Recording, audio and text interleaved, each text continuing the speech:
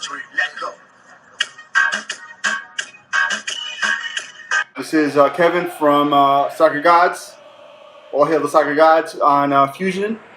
And thanks for coming on the show, man. I definitely appreciate it. Been following your tweets, your articles on Fusion, and you definitely know a lot about MLS. And you're funny as hell. But you also have, you know what you're talking about. Because one thing is to be funny, but another thing is to know the sport. So you do both, and it's really an honor to have you on, man. Thanks a lot. Thanks, I appreciate it. Thanks, man. Cool. It's a difficult art form to talk nonsense and halfway know what you're talking about every once in a while. Exactly. You gotta keep it fun, because after a while, anybody can talk about formations and go on for 4 hours about formations, etc., etc. But at the end of the day, you want to entertain some people as well. Right. All right. Cool. So here with Ellis, I'm wearing my Miami Vice light blue T-shirt. In honor of Miami Vice, Crockett and Tubbs.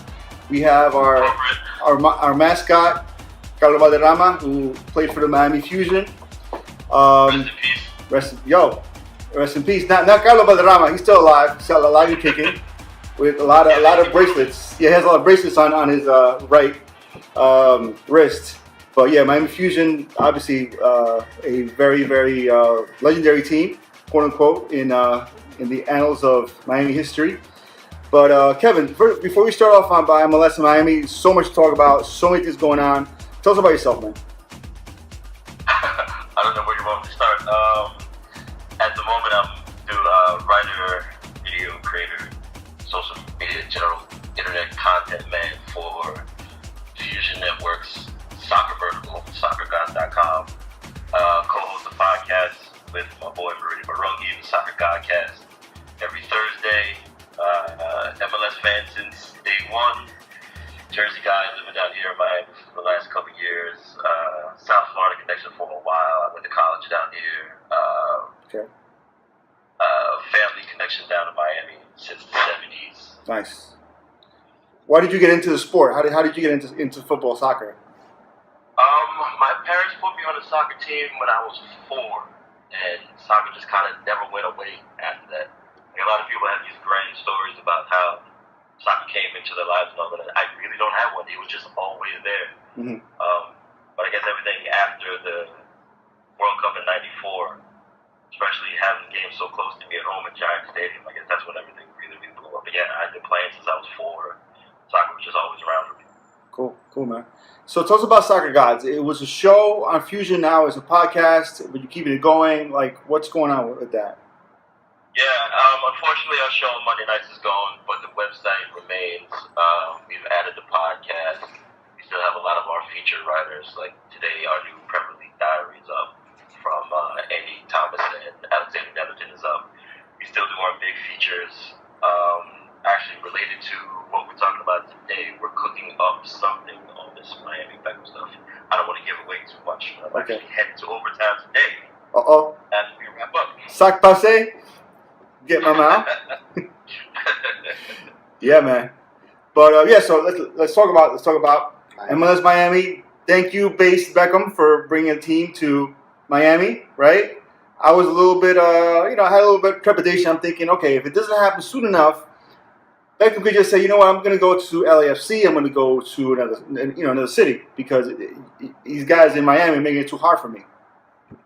See, I'm not sure that would happen. That Beckham and his group would build on Miami, went somewhere else in the league. Because remember, everyone keeps saying that this is Beckham's team, but Beckham is not the big money behind this project. His partner, Clary, Beckham is rich, Clary is wealthy. There's a big difference. David Beckham's the face of this, but he's not the bankroll. So, really, I think it was Miami or bust for Beckham. Okay. Yeah.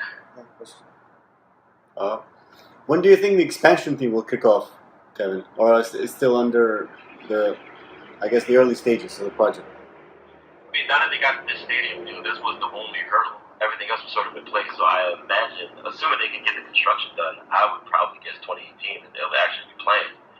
But the thing that seems the most concerning to me about this, and people's reaction to Beckham finally getting his land deal, is the fact that it's in Overtown and everyone's ready to throw a party and toss confetti around because Beckham finally got his land deal, but no one seems too concerned about what it means for Overtown, the people in that neighborhood, how disruptive it may or may not be, what it means for taxes for the residents, blah blah blah blah blah, and how this deal is really going through. And it seems kind of strange to me. There's some weirdness yet about this deal that I think is being underreported so far. It's not 100% because I believe it has to go through some political hurdles, which seem like not a big deal, but it's still not. I mean, I think MLS said, okay, you're good, you got a stadium, but now some Miami council person, etc., has to give the final okay, or is it like a definite? Well,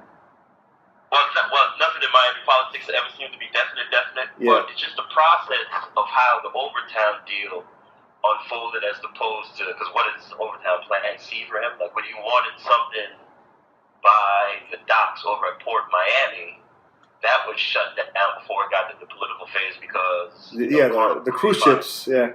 Right. So in that instance, at Plan A, a corporation was able to shut him down before it even got too far in. Fine. Carnival Cruise is really important. Obviously, tourism is huge in this city. Then Plan B was for him to go into the boat slip next to American Airlines Arena where the Heat play. That's on the bay. That one was shut down because some of the folks who live in the high rises in downtown and in Brickell and all of that area, high income areas, they threw a fit. Before it even got to the process of a vote, the residents there were able to have the sway and have the power to get that project shut down, even though Beckham was willing to pay an absurd amount of money to fill in the boat slip, build a stadium on top. Their residents had power and authority to say, no, we don't want this here, so it didn't happen. Plan C, Beckham goes over to Little Havana. I guess the city realized how weary the local population was with stadium deals because the Marlins thing was a complete joke. Yeah. The Marlins stadium deal is terrible for the city, county, state.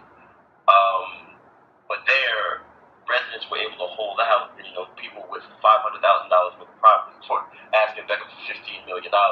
Yeah. So that kept it from going. But now it seems that in Overtown, at least on record, there seems to be no instance of city and county government even bothering to ask the people of Overtown if they want the stadium.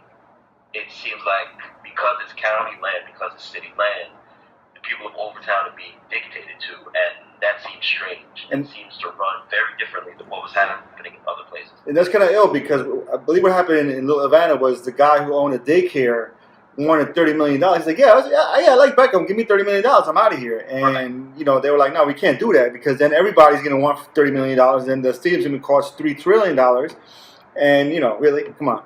So, but now you're saying the Overtown project is a state land, so there's no, he doesn't have to buy anything from anybody, right? Pretty much. Well, see, that's the trick, and it's kind of like a hashtag stay woke moment because the main plot of land that Beckham got is an empty lot. It's county owned. It's an empty lot. It's like a parking lot for trucks for a nearby sewage treatment plant. So he bought that directly from the county. That's his, that's fine. That's where the physical stadium was going to go.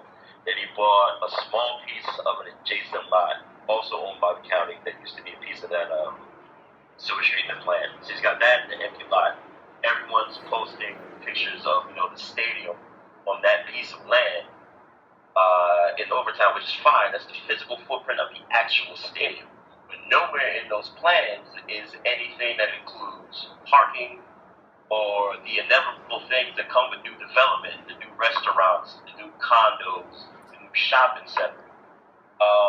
At Overtown, there's great stories in the Herald and the Miami Times about how developers have been swooping in on Overtown in the last 3 to 5 years, and how the property values and land values in Overtown have really shot up. So I think it's kind of naive for people to think that this project is not going to displace low-income people. Like there's Section 8 housing directly next to the site, the empty lot site where Beckham is planning to build. And I think it's really naive for people to think that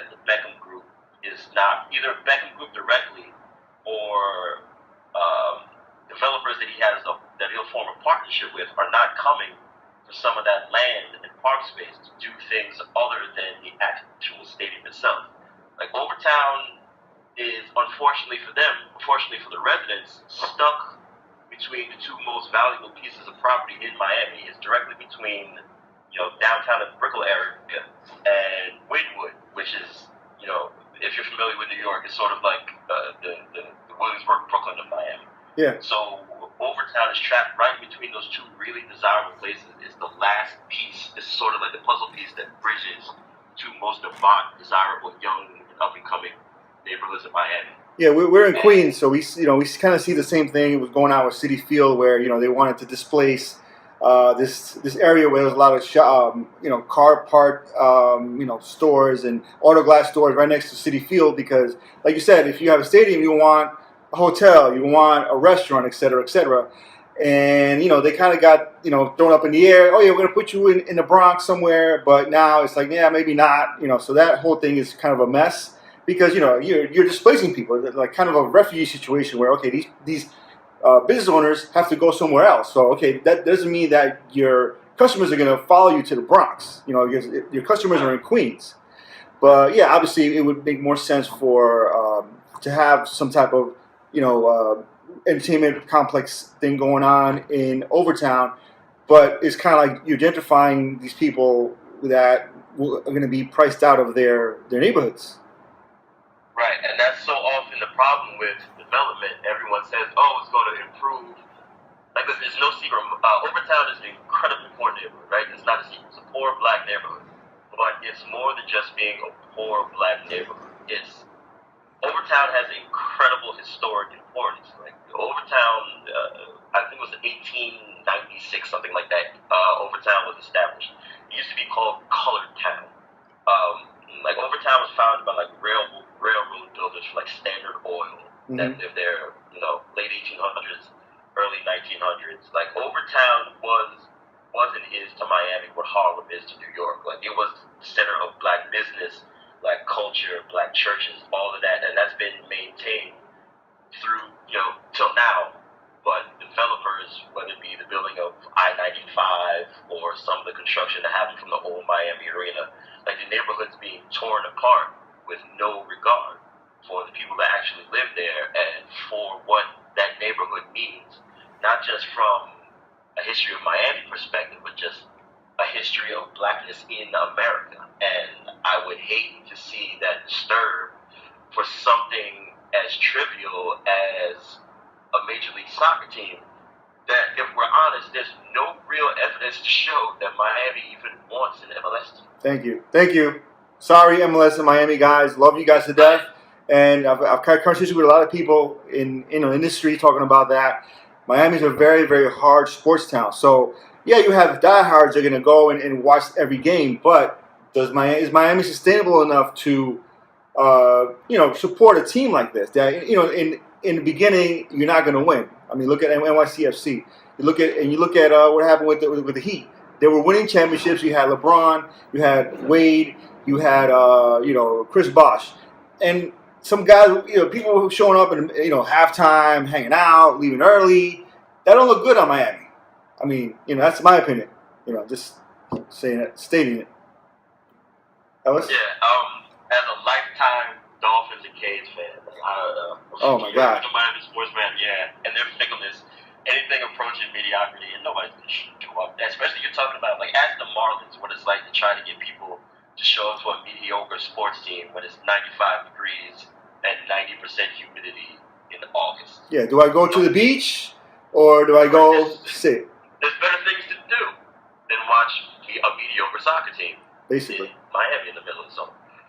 Yep, Ellis. What do you think the Fusion project failed so a few years back, and why do Beckham and Co. think that this time around things will change? Is it mainly the stadium deal, or have things really changed since that time in Miami? But that's such a wildly different time in American soccer when the Fusion existed as opposed to now. Well, like the Fusion Stadium was probably in the wrong location. It's probably too far north, which is why the league had told the Beckham group, unless you're downtown or near downtown, don't even bother calling us. I get that. I just wish there were better ways to do it. I think, obviously MLS is infinitely bigger than it was in 2001, right? And Beckham has the cachet, and more importantly, Mauricio Clare has the money.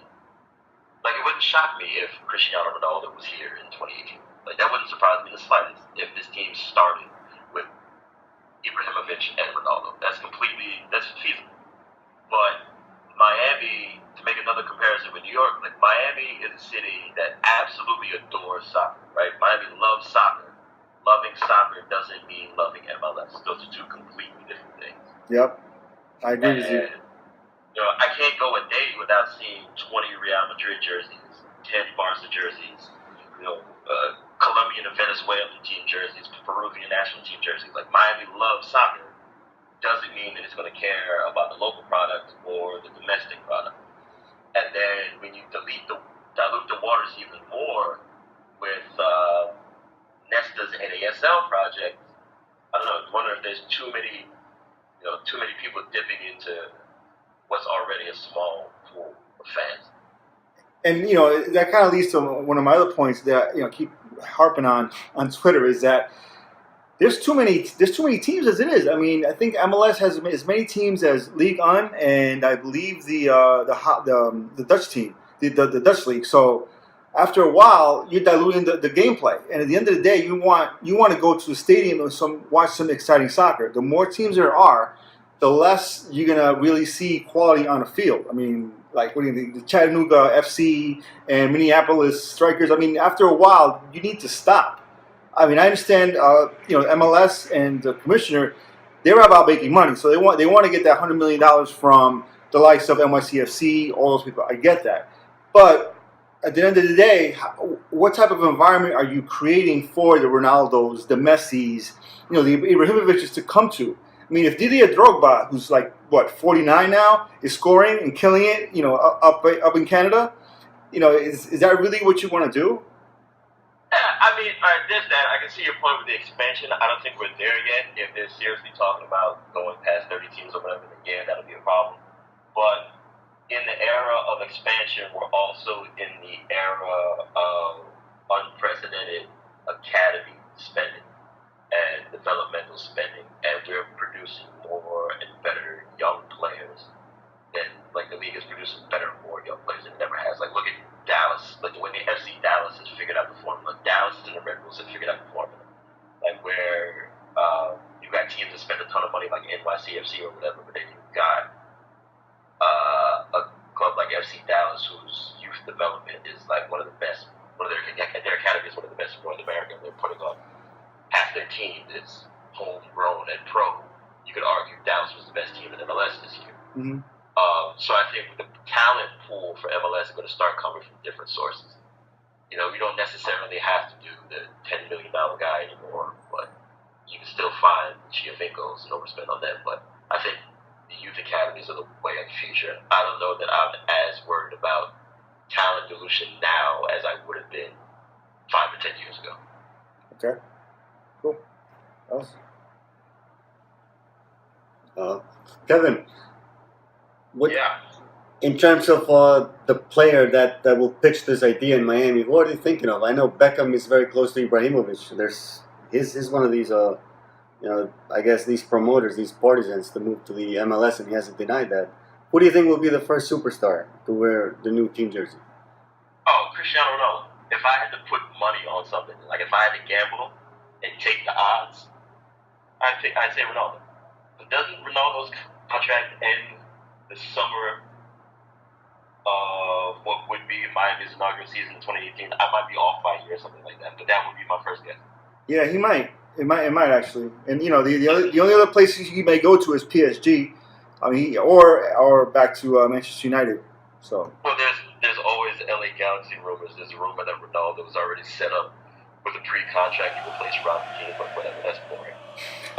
Yeah, if I had to bet, I would say Cristiano Ronaldo was the first major signing for whenever Okay. Miami United shows up. And did you hear about Sting now has a team in California, NASL? That was pretty funny. Good. Maybe they need some competition out there. Maybe you should buy Sacramento and finally get them in the MLS. maybe Sting's the missing piece. Do you believe that there should be a relegation system in American football? Or Oh my God, the pro rel question. I say this with 100% sincerity. I honestly do not care if MLS ever has pro rel. I really don't care. okay, It seems like something people like really want to debate and really have like strong opinions on it, but that's a problem for businessmen and bean counters, man. Like as a fan, just enjoyer of the product, it really doesn't make a difference to me one way or another whether or not MLS ever has pro rel. If you want a good conspiracy theory, you could say that MLS is already setting up for a weird pseudo promotion relegation thing by buying USL and then over expanding in the first division so they can, so you can have most of the relegation but not really call it promotion or relegation, you just go into MLS 2. It's one of my favorite conspiracy theories going on right now. that makes perfect sense. That makes perfect sense. Kev, thanks a lot for joining us, man. Soccer Senseis. How can people follow you on Twitter? It's Friendly Foe, right? Yeah, I'm at Friendly Foe, FAUX on Twitter.